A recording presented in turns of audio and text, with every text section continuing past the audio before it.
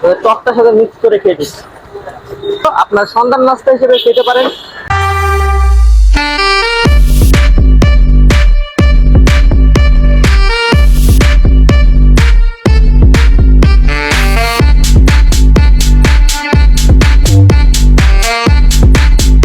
Hello guys, আসসালামু আলাইকুম। আশা করি ভালো আছেন। আমি আপনাদের অনেক অনেক ভালো আছি।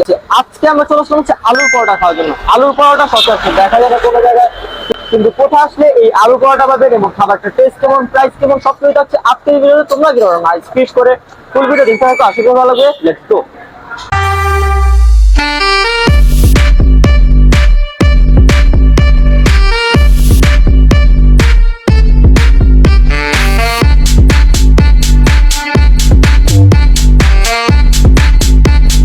সো গাইস, ওনাদের এখানে আপনারা পেয়ে যাবেন হচ্ছে আলুর পরোটা, খেতাপুরি কিংবা যেটা আমরা ডাল পুরি যেটা কেউ বলি, এটাও পেয়ে যাবেন এবং চিকেন টিক্কা পেয়ে যাবেন। ওনাদের প্রত্যেকটা আইটেমের সাথে কিন্তু আনলিমিটেড টক পেয়ে যাবেন এখানে।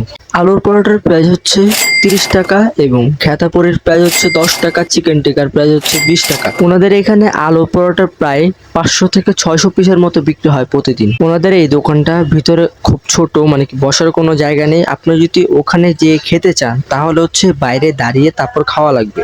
আমার যেটা মনে হয় আপনাদেরকে ভালো হবে যেটা পার্সেল করে নিয়ে গেলে আপনাদের অনেক অনেক ভালো হবে, কারণ এখানে মানুষের যাতায়াত আছে। সো গাইস, ওনাদের এক্সাক্ট লোকেশনটা হচ্ছে পুরান ঢাকা 7 রাজা বাজারে একটু সামনে হাঁটলে আপনারা পেয়ে যাবেন ওনাদের এই ছোট্ট দোকানটা। ওনাদের এই দোকানের কোনো নাম নেই, কিংবা আপনারা আরেকটা করতে পারেন যে আশেপাশে 7 রাজা বাজারের আশেপাশে যে দোকানগুলো আছে সেগুলোকে জিজ্ঞাসা করে পেয়ে যাবেন যে আলু পরোটা কোথায় পাওয়া যায়, কারণ পুরান ঢাকার ভিতরে কেউ কোনোদিন এই আলুর পরোটা বিক্রি করেনি। ওনাদের এই আলুর পরোটা দোকানটা হচ্ছে একদমই নতুন। টকটা কি দিয়ে বানানো হয় ভাই? পুদিনা পাতা, কাঁচামরিচ, টক দই, তেঁতুল, তারপরে বোরখানি মশলা, তারপরে মনে করেন তেঁতুল। আচ্ছা, আপনার এই দোকানটা কতদিন ধরে চালু করছেন? এই দোকানটা প্রায় 20 দিন হয়েছে চালু করছে। মানে কি একবারে নতুন? এরা এই কারণ কোনো জায়গায় দেখছিলেন যে আলু পরোটা বিক্রি করে? এটা মনে করেন সামনে আমাদের আরেকটা দোকান ছিল, ওটা রমজানের আগে। ওখানে কি আলু পরোটা বিক্রি করছে?